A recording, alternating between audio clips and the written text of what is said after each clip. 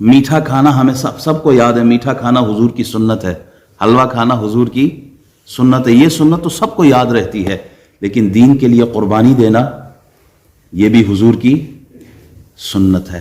اسلام کے لیے، قرآن کے لیے، اللہ رسول کی رضا کے لیے مسلمانوں کو دین کی خاطر قربانی دینا ہے۔ یہ آج کے سیاسی لیڈر، یہ تو اگر کارکنوں کے ساتھ میدان میں نکلتے ہیں نا تو یہ خود کنٹینر میں ہوتے ہیں اور کارکنوں کو میدان عمل میں بھیجا ہوتا ہے، لیکن پیارے آقا، کریم آقا محمد الرسول اللہ صلی اللہ علیہ وسلم آپ خود میدان عمل میں اترتے ہیں۔ صحابی نے پیٹ پہ ایک پتھر باندھا تو میرے مصطفیٰ نے قمیض اٹھائی، آپ نے 2 پتھر باندھے ہوئے تھے۔ یہ دین کی خاطر رسول اللہ کی قربانیاں ہیں۔ آج کے سیاسی لیڈر اپنی اولادوں کے نام اربوں خربوں بینک میں جمع کروا کے آگے پیچھے کرپشن کر کے جاتے ہیں، لیکن دین کی خاطر رسول اللہ نے اپنی اولادوں کو دنیا سے نہیں نوازا۔ آپ نے فرمایا کہ زکوٰۃ میری اولاد پر حرام ہے، ان الصدقۃ لا تحل بآل محمد، صدقہ آل محمد پر حرام کر دیا۔ تو آپ علیہ الصلوۃ والسلام نے اپنے گھر کو، اپنے خانوادے کو نوازا نہیں ہے مال و دولت سے، بلکہ زکوٰۃ بھی حرام کر دی، اور جب دینے کی بات آئی تو اپنے چاچا امیر حمزہ کو داؤ پر لگایا ہے، اپنے نواسے امام حسین کو داؤ پر لگایا ہے، جب دینے کی بات آئی تو اپنے داماد حضرت علی کو داؤ پہ لگایا ہے۔ آج کو کوئی ایسا سیاستدان جس نے اپنے بچوں کو میدان عمل میں بھیجا ہو کہ جاؤ تم بھی لڑو؟ قوم کے بچوں کو مروانا یہ الگ بات ہے، اور اپنے بچے کو لخت جگر کو سب سے پہلے صف میں کھڑا کرنا یہ الگ بات ہے۔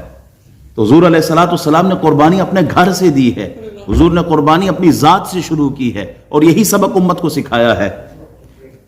صحابہ کرام حضور علیہ الصلوۃ والسلام کے وہ سٹوڈنٹ تھے، ان سے سیکھا کرتے تھے، دین کا جذبہ حضور نے ان کو دیا تھا۔ مصعب بن عمیر نے اپنے بھائی کی قربانی دی ہے، عمر بن خطاب نے اپنے ماموں کی قربانی دی ہے، حضرت عبیدہ بن جراح نے اپنے ہاتھوں سے اپنے باپ کی قربانی دی ہے دین کی خاطر۔ بدر میں اگر ایک طرف اہل اسلام کی صفوں میں علی کھڑے ہیں تو دوسری طرف کفار کی صفوں میں علی کے بھائی عقیل کھڑے ہیں، بھائی بھائی کے سامنے آیا ہے۔ امیر حمزہ ادھر کھڑے ہیں تو عباس ادھر کھڑے ہیں، بھائی بھائی کے سامنے آ رہا ہے۔ ابو بکر ایک طرف کھڑے، ان کا بیٹا عبد الرحمن دوسری صف میں کھڑے ہیں، دوسری طرف۔ تو دین کی خاطر یہ حضور علیہ الصلوۃ والسلام کی محبت میں، اللہ کی رضا کے لیے، دین اسلام کی خاطر صحابہ نے قربانیاں دی ہیں، رشتوں کی قربانی دی ہے۔ عالم تخیل میں جب حضرت عمر سے پوچھا، حضرت عبیدہ بن جراح سے پوچھا کہ یہ قربانی کیوں اپنے باپ کو، اپنے ماموں کو، اپنے بھائیوں کو مارا جا رہا ہے؟ خون ایک ہے، نسب ایک ہے، قوم ایک ہے، قبیلہ ایک ہے، زبان ایک ہے، مکہ ایک ہے، وطن ایک ہے، اس کے باوجود آپ اپنے ہی بھائیوں کے مخالف کیوں؟ کہا بہت سادہ سا اصول دوستی ہے، کوثر اپنا جو ان سے بے تعلق ہوا ہمارا ہو نہیں سکتا۔ ہمارا تو سب کچھ ہمارا نبی ہے، ہمارے لیے ہمارا دین ہے، ہمارے لیے اسلام ہے، ہمارے لیے قرآن ہے، اللہ کی رضا ہے ہمارے لیے۔ میرا تو سب کچھ میرا نبی ہے۔ صحابہ سے سوال عالم تخیل میں کیا کہ یہ کیا آپ حضور کی خاطر غیرت کھا رہے ہو، دین کی خاطر غیرت کھا رہے ہو، حضور کے نام پر مر مٹنے کے لیے تیار ہو؟ کیوں؟ معیشت تباہ ہو جائے گی، دنیا سے کٹ جاؤ گے، لوگ تعلق توڑ دیں گے، پوچھیں گے نہیں، بھوکے رہو گے۔ تو صحابہ کرام کا خوبصورت جواب ہے، وہ کہتے ہیں کہ تمہیں معیشت کی پڑی ہوئی ہے، تم معیشت کی بات کرتے ہو، ہم نے شاب ابو طالب میں 3 سال بھوک بھی برداشت کی ہے، پیاس بھی برداشت کی ہے، فقر و فاقہ بھی برداشت کیا ہے، ہم نے درخت کے پتے کھائے ہیں، لیکن حضور کے نام پر کوئی کمپرومائز نہیں کیا، حضور کی ناموس پر کوئی کمپرومائز نہیں کیا ہے۔ نہ جب تک کٹ مرو میں خواجہ ہے بطحا کی عزت پر خدا شاہد ہے کامل میرا ایمان ہو نہیں سکتا۔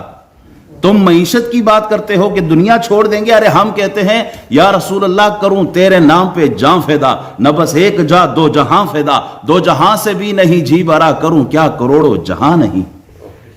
تمہیں کھانے پینے کی پرواہ ہے، ہم تو جان دینے کے لیے میدان عمل میں اترے ہیں، ہم نے گردنیں حضور کے لیے رکھی ہوئی ہیں۔ جب تک امت کا یہ طرز تھا، یہ عشق یہ محبت حضور سے قائم تھا، مسلمان عروج پر تھے، اور جب مسلمانوں کا تعلق حضور سے کمزور ہوا اور کھانے پینے خوراک معیشت بزنس پر آ گئے، تب مسلمان ذلیل و رسوا ہونا شروع ہو گئے۔